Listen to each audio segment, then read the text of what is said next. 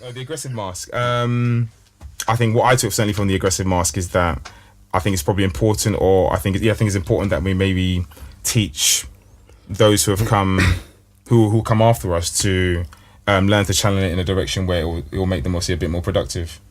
I think it might be a generational thing where people, where it's kind of passed on from generation to generation. Where I think there's an example in the book where I think Ray Lewis, I think his dad takes him a couple miles, obviously, takes him basically out of the city to go visit his granddad, and then he asks his granddad as to why he wasn't there for him when he was younger. Then it made Ray Lewis understand, obviously, why his dad wasn't there for him when he was younger as well. So, it may be a generational thing. I think it might be a thing that people need to preset or be very aware of when raising their children as to some of the things that take place, obviously, in the family home. That's me. Cool. I'll jump in and we'll get on to the invisible mask. No man is invincible. Invincible, not invisible. No man is invincible, and therefore no man can fully understand which would make him invincible. What happens to you when the feeling that nothing can go wrong goes away? I don't know why I asked that before. I had a reason. Right. So from page 155, Lewis House writes, but guys don't quit. Guys don't give in to fear. Guys push themselves a little past whatever is reasonable and safe. That's the lesson we're taught and when we're young. Have you felt pressure from others or yourself to push further or harder than what you might do to save face or impress others? That's either one of you. Felt pressure or what, sorry, French? Felt pressure? Felt pressure to, so say you're injured and you're playing in the game. Have you felt pressure to play through the pain or keep doing something that you may not want it to do, but because you don't want to lose face, you'll kind of keep at it? Sorry, Mason, were you going to answer that? I was going to, do you know what, because I was, before you even responded to my question back to you, French, asking you for clarification, I was going to bring up the football thing. When I was young, when you're young, as a kid, you're supposed to enjoy football. And anyone knows, I think you guys might have played under, so my pops used to kind of coach a football team, and like he was like an assistant manager, but it was almost like he was living through all the players. And because I was the coach's son, I used to really get the thick end of it as well, to the point where I think you boys were still playing and I left the team and joined another team. Yeah. I remember this one time where we had a 5-a-side tournament, and I think I received the ball and I kicked the ball against the player, and it was a fluke goal. It rebounded straight back into the back of the net. Yeah. Listen, my dad went mad at me, so much so that a woman that was supporting her son, another team, had to come around and speak to him, and he told her to do one as well because he said it's my son. All I kept thinking for that match is when I get off this pitch, I actually might get murdered. I might get butchered. That's what I kept thinking. But to feel like that kind of pressure. And to play under that pressure as a kid, and it's like, this ain't no cup final for Arsenal. Do you know what I mean? And the fact, and I always felt like I was under, whenever I played football for that team, always felt like I was under severe pressure to make sure we won, or I particularly played well, so there was no blame laid to me. And it got to the point where sometimes I didn't want to play, but I felt so much pressure that I had to play, and B, I had to play well. And that wasn't a nice feeling. In terms of continuing to do something, even though I don't want to do it, there's loads of examples, but it's more from my childhood, because there's things now I know you have to do even though you don't like doing. Does that make sense? I don't know if that the gardening or something like that, I don't like gardening, but I know it has to be done, like maintaining the garden. It's stuff like that when you're a child, I don't want to do it. I hate it, and you feel pressured, you feel obliged to. Now I still don't like doing it, but I know it has to be done. Hoovering the house has to be done. Washing those things have to be done. They're a bit, to me, they're a nuisance. Some people enjoy those kind of tasks. To me, they're a nuisance, but they have to be done. So I mean, yeah, there are occasions where this is the only example I can think of at the moment, but there are occasions where I feel like I've been pressured or kind of in a position where I have to continue. But sometimes you just have something has to be has to be done. Simple as that. Yeah, okay. What about yourself, French? Is there anything that springs to mind? To save face, like, I guess, going back to childhood, playing football, and you've got a knock, like, if you're going up for a tackle, you've been challenged or whatever, and like, you know, when you say, "Oh, hit him early, hit him hard," and all that stuff. Yeah. If I've been the receiver of that challenge, you can't. I'm under pressure not to show face, because I know if I show any kind of weakness, so to speak, then I'm going to be getting it the whole game. So I have to maintain and under that pressure go through. But being in terms of invincible, I remember when I was young, we used to do a lot of rollerblading on the road or whatever, whatnot, and you never think that you can get hurt. And stupidly, when I was younger, we used to hang off the back of lorries and hold on. So we was doing that, and one of the times that it happened, I fell and broke my collarbone or whatever. But even after that, I still felt invincible. But I couldn't show. But I remember when it happened, literally, we was all on the back of the lorry, whatever. I fell, and I'd broken my collarbone, but at the time I didn't know I'd broken my collarbone, but I didn't cry at all. Like, I literally was like, I'm in pain. I just firmed it because they rolled with me back home, literally. And then as soon as I got into the door, just in tears. I was in tears, but I had to maintain that invincible mask until I got inside the door. So yeah, in that regards, that's been one of my experiences. Mm-hmm. Yeah. As a kid, I'm sure there's many. I can't think of one, for example, but certainly as an adult, again, obviously can't think of an example, but I think there's definitely been times where you've had to kind of like plow on, either to save face, but I think sometimes it may be even the pressure, obviously, within yourself, dare I say, where you know this needs to be done, and you're at a point, or certainly at a stage where you haven't been here before.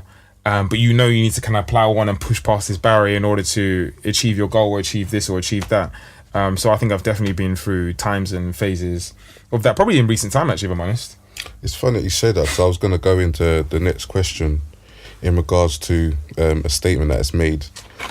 And it's on page 165. Mm-hmm. And if you push yourself past what is reasonable often enough and long enough, well, you might just well be chasing down tigers and base jumping off skyscrapers because you overwork. Because you overwork can lead you to run the same risks. Do you think pushing past your limits is considered a sacrifice? A sacrifice to what? Whatever it may be that you're pushing. So basically, you know, when you get these like bodybuilders that are really going at it and they're doing steroids, and do you know what I mean? Mm-hmm. But obviously, they're sacrificing certain things so they can become champion or whatever it is, whatever goal that they may have. Yeah. So, yeah, in that regards, do you think pushing past your limits is considered a sacrifice? It depends. I think it depends on the person. So if someone's, you know, that old school saying, "Are you willing to die for it?" Or do you know what I mean? Maybe not to such an extent, but if someone's really willing never to give up, or this means all to me, this is life, then I think they'll take that sacrifice, whether it's a relationship, whether they've put all their money into a new business, so they've barely got a roof over their head and sleeping on mates' floors.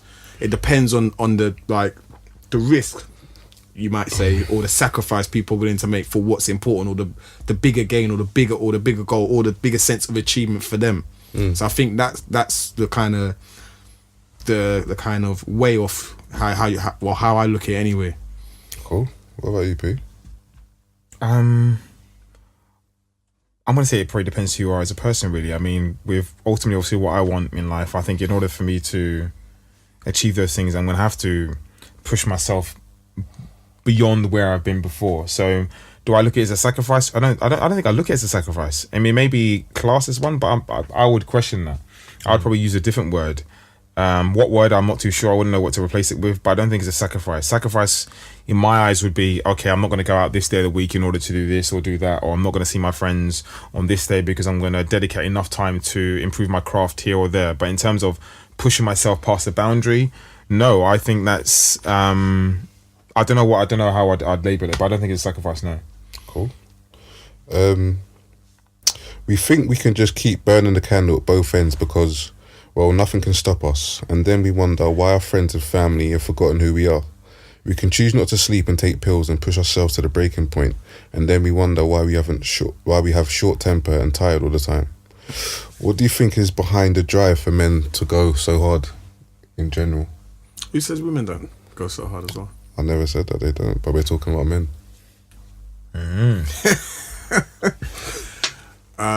Personal point of view. So the way, because you guys know anyway that I've got two jobs, should we say? So, and I think and people always say, oh, why? Like, just, you've got one, like, okay job or decent job. Like, why the need for that second job, whatever?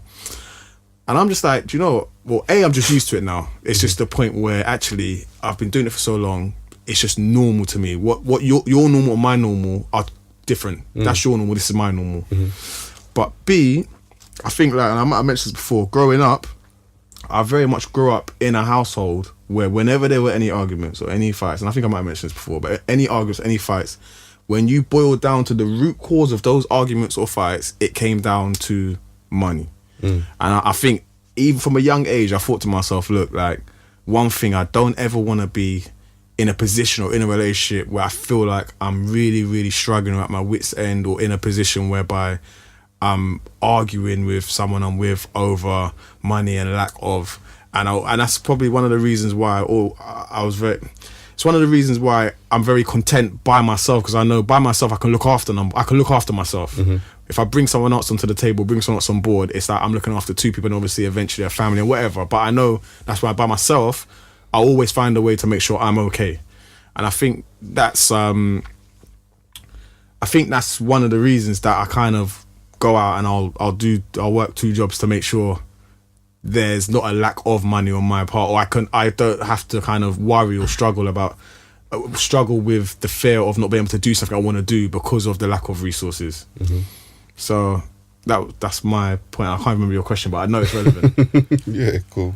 What was your question? What's the drive for men to go so hard? All right, and then and the other thing is, it depends. It depends on. Some people have, say for instance, your father was a tremendous athlete, so you got some footballers whose sons follow them on and become footballers. Sometimes there's a drive to be just as good because your dad was a legend. For some reason, what springs to mind is I'm Peter and Kasper Schmeichel at the moment. There's others, but Kasper Schmeichel for me is a top goalie. Peter Schmeichel is one of my all-time favourite goalkeepers, and it's because when I was growing up, when I first got into Premier League, in the Premier League era, Peter Schmeichel was probably in the team of the 90s. Do you know what I mean? If you look at the 90s as a whole, if you're into football, if you look at the 90s as a whole, Peter Schmeichel for me has to be the goalkeeper. He's one of the greatest. And I just remember like when I used to watch Man United, I used to think, how can anyone score past his goalkeeper? Like, he's like, they used to call him the Great Dane. And you've got Kasper that comes through. How, like, Peter's won all them titles. As Kasper comes through, he's always going to be his father's son. Peter's always going to love him. He could have been playing for Gillingham for this whole career. Peter's going to love him. But Kasper's like, I want to be like, that was my dad that done that. I want to be just like my dad. So that could be a drive. It could be a drive that you want. A personal one. It could be the drive that you might be quite. What's the word? What's the word where you don't see beyond just what's like the beauty in front of you or something, like just the beauty and nothing beyond. There's a word for it. What's chivalry? That's different. There's a word for it anyway, where it might be that you just want the hottest woman in your arms, so you're gonna drive to get that Lamborghini, and then you can have the. And I think that's what it boils down to as well, like having, again, because I think we've touched on the material most, but having those materials as well. That's in today's society anyway. Obviously, in previous societies, I think in general, it was we go so hard to have that entitlement to, I don't know, choose what we eat today or blah blah blah. Do you know what I mean? So a lot of it could we base it down to power? Like that's part of the drive. I think it's a wide range of things. I mean, for myself, or not necessarily for myself, I think it's pressure from all different angles. I think everybody's different. I mean, we spoke about social media obviously a little bit earlier today. So at this moment in time, a lot of the world are in tune with social media. So when you see the stuff on social media or the things people have, then people generally want those things and they feel the need to aspire or to be on par with these people. So people find the pressure where they'll go out to do anything to go get these things. Whereas I'll speak about myself because I can only speak on myself. Or about myself, whereas the pressures I find are not necessarily from the things I necessarily see, but from the obviously from the goals I set. But I think from the things I generally want from life, I think I've wanted these things for many a moon. So I'm 33 years of age. I'm going to say I've wanted these things for minimum 15 years. So these are things that drive me to push myself beyond boundaries. I think that's the question, obviously, within the invincible mask, which you just mentioned. So these are things that drive me beyond going beyond where I've been before, and why I have a lot of drive to, whether it's to work a lot of hours or to do this or to do that, or have like big conversations with yourself as to where I am, what I need to be doing and stuff like that. So they're the pressures I personally feel myself, but I think there's loads of different external factors which contribute to why men go as hard as they do, really. Yeah.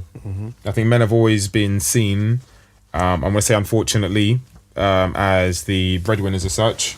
I know things are changing now for the good, I'm going to say, but with that being a mantle that men have carried, I think men have always felt a pressure to go out and go get theirs. Yeah, whether it's legal or illegal. What drives you, French? What drives you to get up in the morning and go, you know what I mean? My goals, man. My goals. The goals that I set myself. That's my drive. Like, I'm not going to go into them, but yeah, that's what gets me up every day, is making sure that I achieve my goals, my potential. I think that was a question we spoke about before, like, what do you fear most? And it's like, not to succeed, not just not to succeed, but not to fulfill the potential that you have. So that's what drives me personally. Moving on, because I know we've got a bit to get through, so I don't want to go into every single excerpt that I've put down, but I'll just run through a couple. On page 168, it's important to remember that you are mortal and that you have needs you have needs like sleep, healthy food, family, friends, and community, and that they can be ignored for only so long before ignoring them bites you in the arse. On page 170, he asks yourself if you're doing something because you need to do it, or if you're doing it because you believe that you're Superman, or that you can't get hurt and bragging rights are worth the risk. And one thing that I did find interesting, it's also on page 170. He mentions that there were interesting practices Roman generals carried out, which was called the memento mori. At the moment, on that chariot, at the most incredible point of the general's life, there was a slave standing behind him, whispering, "Honimen the memento. Remember, you're only a man." There was a purpose for this. A general praised and fawned over like that might forget he was only human being. He might become so arrogant and so dismissive and so full of himself that he would risk ruining himself. I thought that was interesting. He goes on to mention what we can do right now for the men, and ask yourself questions such as, what is valuable about me? What do I value about my life? What risky activities do I regularly engage in? What am I looking for in these activities, and can I get those things elsewhere? Again, each chapter, Lewis House puts what women can also do. And for the first point, I'm not going to go into all of them, but for the first point, he does mention, the next time you notice his invincible masks, let him know how important he is to you and your family and friends, and tell him that you don't want to be at his funeral.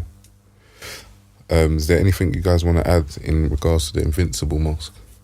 No, not really. I think you touched on a bit. I think there's a bit more in there, but I think you touched on it. No, there is a bit more, but as I said, we've got quite a bit to get through in each other mask. The next one, the know-it-all mask. Is that something you wanted to touch on? No, I like the alpha mask. Yeah? Yeah, but we can talk about the Joker mask as well. Yeah, cool. Well, we'll start off on the know-it-all mask. It's what you learn after you know that it all counts. John Wooden, page 175. Answer. 2 ears, 1 mouth. If everybody listened twice as much as they spoke, I just have to think that it'd be a lot less noisy. And if you know that only got to say half of what you normally say, you'll be more circumspect about what comes out of your head. That's just maths. 2 ears, 1 mouth. When in doubt, shut up. Have you ever worn the know-it-all mask at all? Either one of you? I'm sure I have. Because I think we've all been there at some point. Yeah, I definitely agree with that. In regards to myself, or? No. No, I think I've been in situations and I've probably been perceived as saying I know it all. Yeah, definitely worn that mask. It's funny that actually in recent time, I want to say a couple of days ago, I was driving somewhere. It has nothing to do with me driving, actually. I don't know why I mentioned that. And cool. I was driving and I was thinking I need to be very, very careful in terms of sometimes thinking I do know it all. Because I'm experienced in a field, it doesn't mean I actually know it all. And it'd be very good to obviously to listen to other people's opinions and stuff like that. I think it was following the shoot that we did, obviously the football shoot really. The football shoot I did recently, where I think I actually started asking the players questions as to what is it you want? Because ultimately it's you that's gonna be on the camera and all that type of stuff. So what would you like for this to look a little bit better? Is there anything you want me to work on or anything you want me to do that's going to make you look a bit better on camera and stuff like that?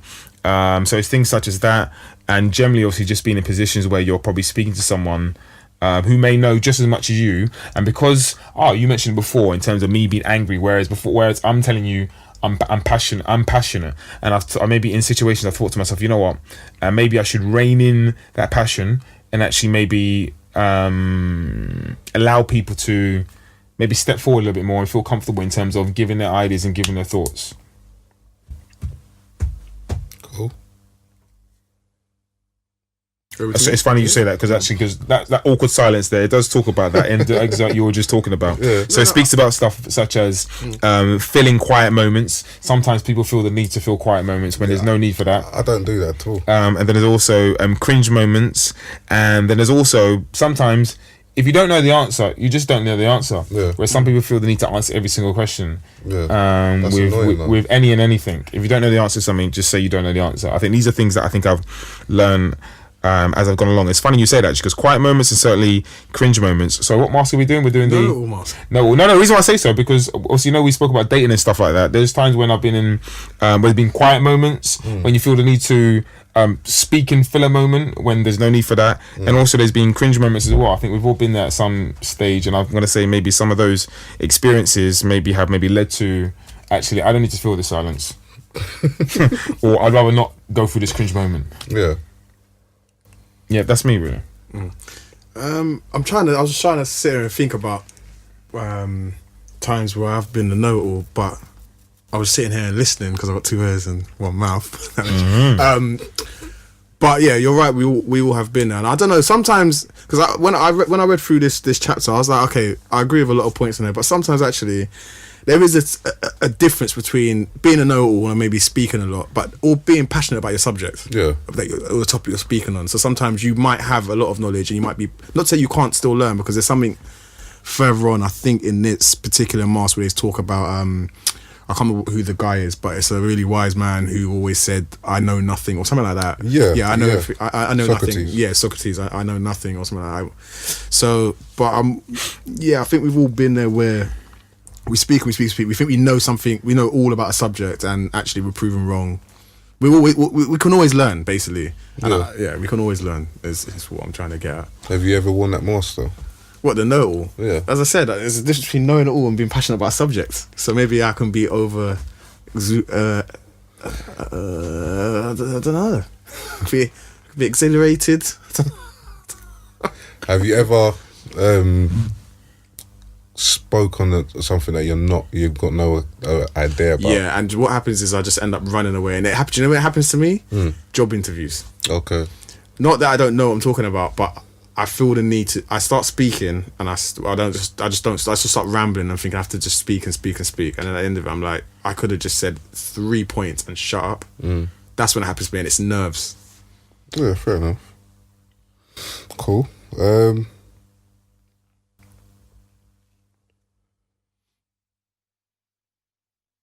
Sorry, guys. Just going through my notes. It's alright. It's not an awkward silence. Sorry, I'll just continue. Sorry, actually, it's funny on the know-it-all thing. I think in recent time, and I might have mentioned this, whether to you individually or as a group, I feel, and I've said this before, where I think the younger generation, I think this happens with all generations really, where obviously they may acquire different knowledge and different skill sets to the generation who have come before them. Whereas I feel in particular maybe with the generation now slightly younger than us or lower than us, I feel now we're entering a day and an age obviously where technology is is really, really important. I feel, and I've always said that I feel there's going to be a load and a bunch of new millionaires who kind of like soar to the surface. And I've like kind of there's someone who I've had interaction obviously with really recently, to which obviously does trading. He's done stuff on YouTube and stuff like that. And sometimes when he's speaking to me, not that, I mean, he shows signs of immaturity is a very wrong. It's definitely the wrong word. He shows signs of inexperience in some of the stuff that he's done or doing, or some of the stuff that we're going to do as such. But whereas some of the stuff that he's going to achieve, he speaks a lot of not necessarily, I'm not going to say necessarily wisdom, but he says things which really tweak my ears, and take me to places where I've never been before in terms of maybe thinking and ideas. I mean, I feel that I'm very good with technology, but with some of the stuff he has said, and some of the stuff he has taught me, I feel I don't know, dare I say maybe a new lease of life, that makes any sense. Yeah, it's telling you something you don't know or yeah, may of not course. be aware of. Of course. But I mean, in regards to maybe a know-it-all and stuff like that, because he's, I'm going to say minimum 10, maybe potentially even 15 years younger than me, you would think obviously, well, some people may have, well, take a stance that, what do you know as such? But obviously I've decided to open my ears. There was things he was telling me today I couldn't look and believe, but I had to open my ears maybe a little bit more and told him, you know what, can you repeat that again, and so on and so forth. Almost they were like a student and a teacher, actually. Yeah. I was just looking through my notes, and it's a lot of it is statements rather than questions. Now, if there's anything that you want to, I know because you made notes on it as well, I believe. The know-it-all mask. No. The alpha male. Okay. Okay, cool. I mean, I'll read out a couple statements. If there's anything you want to jump in on it, then feel free. Okay, cool. Every person you meet is better than you at something, and you should make sure you learn from them. This is a trait at the core of the smartest people I know, and that's poem 191. Quickly, if just before we go any further, I think I noted down mansplaining. That's on page 190. Yeah. Man, what? Yeah, Mansplaining. I just wanted to touch on that briefly because I did find that funny. Yeah. Is it possible for you to get it up? Because I didn't write it all down.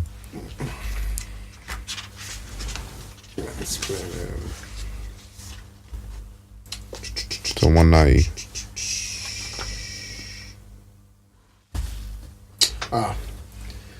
So mansplaining, the idea behind it is that it's when a man who is often less qualified than the woman he's talking to explains something to a woman in a condescending way. So like it could be something like, I understand, darling, but it's using like condescending terms like honey, you know, and it's not his other half. The term absolutely nails something women have been putting up with for centuries. Like someone called Lauren Bates, the book goes on to mention. She works for The Guardian. And just an extract from what she said: being corrected by less qualified men is a phenomenon reported by many women, particularly those with expertise in a male-dominated area. So football's another one that, yeah. At the Everyday Sexism Project, we've heard from an IT worker whose less experienced male colleagues outlined basic computer functions to her in meetings, an engineer who had a man try to explain solar panels to her, and a woman who dealt with a customer slowly spelling out her own company policies to her whilst calling her honey. You ever been guilty of doing that? Nah. I'm not that arrogant. I don't think I'm arrogant like that. I've seen it. I've seen it with my own eyes. Yeah, I've definitely seen nice. it. Yeah, I've definitely seen it. It's definitely not nice. I was even out. So the industry I work in is like kind of construction and housing. And I was out at a new build site earlier last week, and I actually went out just to grasp another project. It's different, slightly different from the one I'm working on. And I actually went out with two of the kind of project managers who have been managing the delivery of that scheme. And one of them's a man, one's a woman. So we split up. So the man went into one block, and I went with the lady from my workplace to another block. And we went with the site manager just to have a look at, just to see how the properties were coming along. And bear in mind, it's the first time I've been to this project, and the person I was with, the lady, she'd been there numerous times, site meetings.